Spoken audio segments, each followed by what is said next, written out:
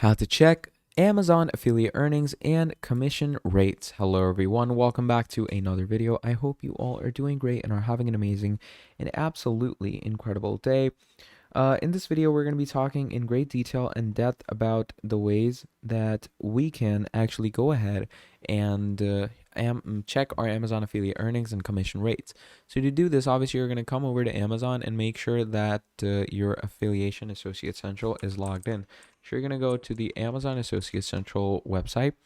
And over here, basically, you get a basic analytic and oversee dashboard.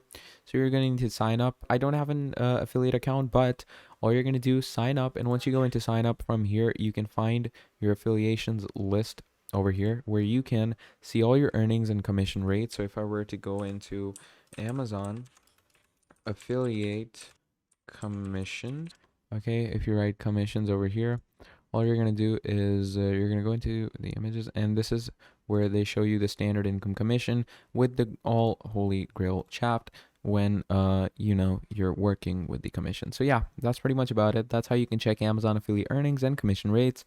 Thank you for watching all the way till the end, and I'll see all of you next time. Goodbye.